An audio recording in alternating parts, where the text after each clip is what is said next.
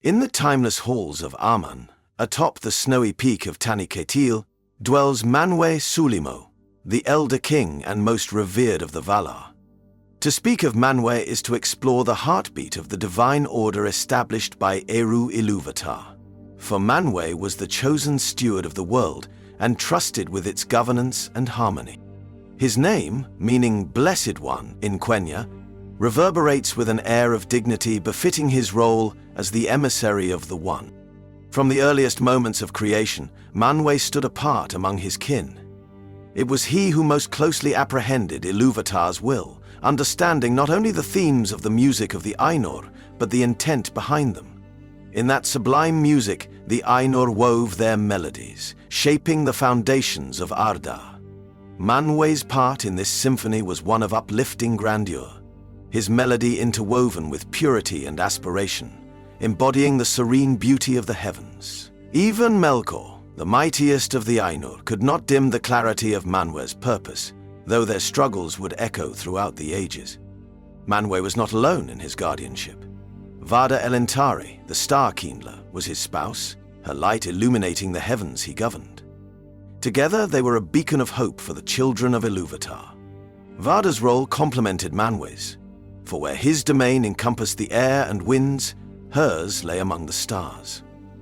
It was said that her presence amplified Manwe's sight and wisdom, enabling him to perceive the deepest workings of the world, even beyond its physical limits.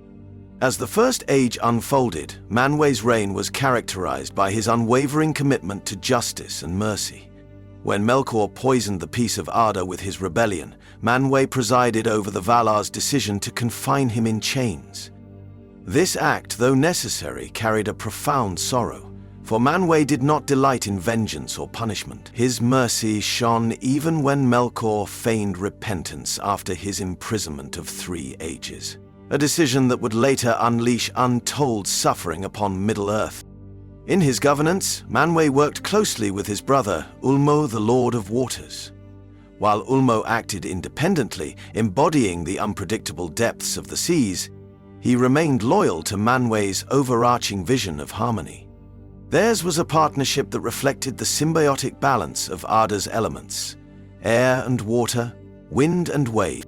Manwe's residence, Ilmarin, atop Taniquetil, was the pinnacle of the blessed realm, a place where the air was so pure that even the farthest reaches of the world could be glimpsed. From there, he gazed into the affairs of elves and men, seeking to guide them through emissaries like the eagles, his messengers of swift judgment and aid. The eagles were not merely creatures of flight, but manifestations of his watchful spirit, intervening in critical moments, such as the rescue of Frodo and Sam upon Mount Doom. Manwe's position as the High King of Arda was not one of tyranny or supreme command, but rather of unity and collaboration. Among the Valar, he held a unique authority, derived not from force, but from wisdom and trust. His bond with Vada was the most radiant, but his connections with other Valar were equally vital to the order of the world. Ulmo, the solitary Lord of Waters, often acted independently of the Valar's councils, preferring to wander the deeps of the world. Despite this, he and Manwe shared an unspoken understanding that transcended their differences. Where Manwe ruled the winds and skies, Ulmo controlled the seas and rivers, and together their domains formed a harmony that allowed life to flourish. Their cooperation was evident during the creation of the 2 trees, Telperion and Laurelin, which brought light to Valinor and set the stage for the Valar's stewardship. Another critical relationship was with Aule, the smith, who fashioned the physical form of the world. Though their approaches differed, Manwe embodying grace and foresight, and Aule representing the craft of creation, their mutual respect ensured that Arda's foundations were stable. Aule's works, from the mountains to the stars, were often completed under Manwe's guidance, ensuring they aligned with Eru's greater vision. Their alignment was tested when Aule created the dwarves without Eru's consent, but Manwe, in his wisdom, supported Eru's decision to adopt them into the world's destiny. Manwe's relationship with Melkor, his brother in the thought of Eru, was a tragic thread that ran through the history of Arda. In the beginning, they were equals, the most powerful among the Ainur. Yet, As Melkor's ambition grew, their paths diverged. Manwe, who could not comprehend malice or deceit, often underestimated Melkor's cunning. This was most evident when Manwe granted Melkor freedom after his initial imprisonment in Valinor, a decision driven by hope for redemption. While this act of mercy showcased Manwe's benevolence, it also revealed his one weakness, a blindness to the depths of evil Melkor could wield. As the Children of Iluvatar awoke in the First Age, Manwe's presence became more subtle, yet ever pivotal. He and the other Valar sought to protect the elves, whom they called the Eldar, from Melkor's corruption. This led to the Great Journey, where the elves were invited to dwell in the safety of Valinor under the light of the two trees.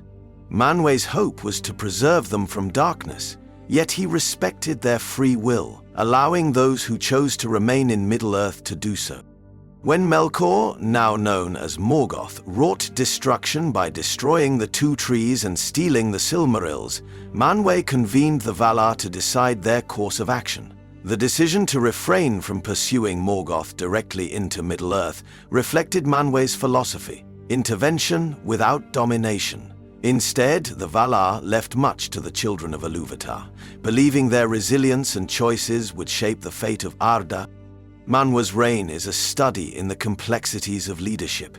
His patience and mercy often stood in stark contrast to the direct, forceful actions of other Valar. He wielded immense power, yet refrained from imposing his will unnecessarily.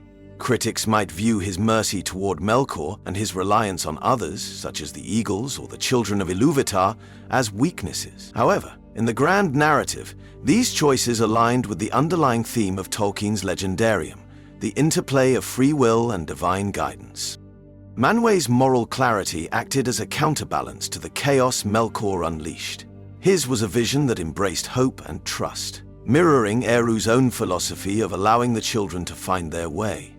In this way, Manwe became not just a steward of Arda, but a reflection of the divine patience that underscored its creation. In the next segment, we will explore how Manwe's influence endured through the later ages, his indirect role in the War of the Ring, and how his legacy continues to inspire hope and resilience in Middle-earth.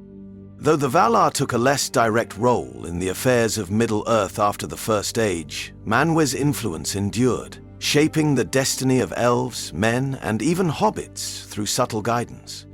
As the ages progressed, Manwe and the other Valar withdrew from active intervention, trusting that the lessons of the First Age would empower the Free Peoples to resist darkness on their own. This decision was deeply rooted in Manwe's commitment to free will, believing that the Children of Iluvatar must forge their path without overbearing divine oversight.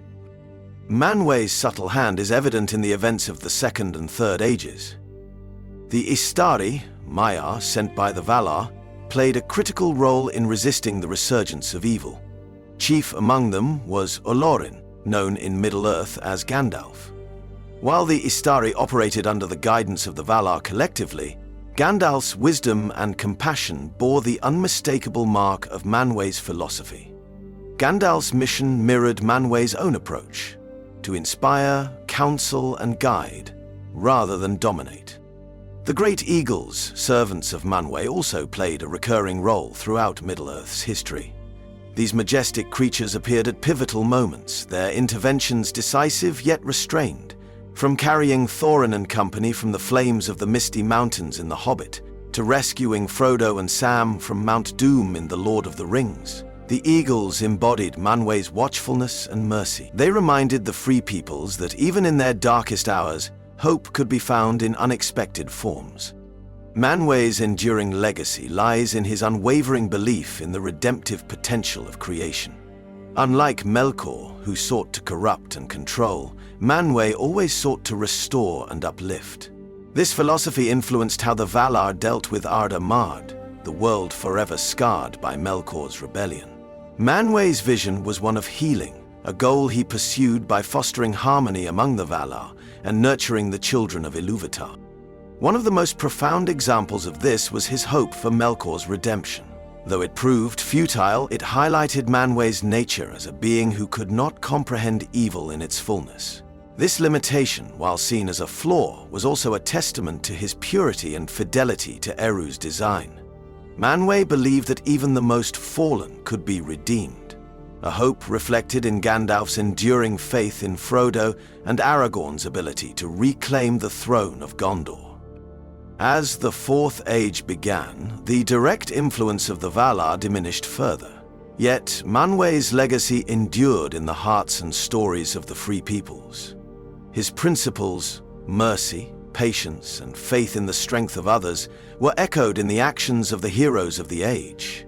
Aragorn, the King Elessar, ruled with a wisdom and compassion that resonated with the values Manwe upheld. Frodo's journey, marked by resilience and selflessness, reflected the themes of hope and redemption Manwe cherished. The promise of the Dagor Dagarath, the final battle in which Melkor will return and be defeated, also reflects Manwe's enduring influence. It is said that in this apocalyptic conflict, all things will be made new and Arda will be unmarred. Manwe's trust in Eru's plan will ultimately be vindicated, for the themes of the music of the Ainur, no matter how disrupted, cannot be undone. In the end, Manwe's role in Tolkien's legendarium is one of stewardship. He is not a warrior like Tulkas, nor a craftsman like Aule, but a servant of the greater harmony envisioned by J.R.R. Iluvatar. Through his actions, he reminds us that true leadership lies not in domination, but in fostering unity, inspiring hope, and trusting in the inherent goodness of others. Manwe's story is a reflection of Tolkien's themes: the tension between power and humility, the beauty of free will, and the enduring hope for redemption. Though Manwe himself remains distant in the tales of Middle-earth, his presence is felt in the winds that carry the eagles, the light of the stars, and the courage of those who fight against the shadow.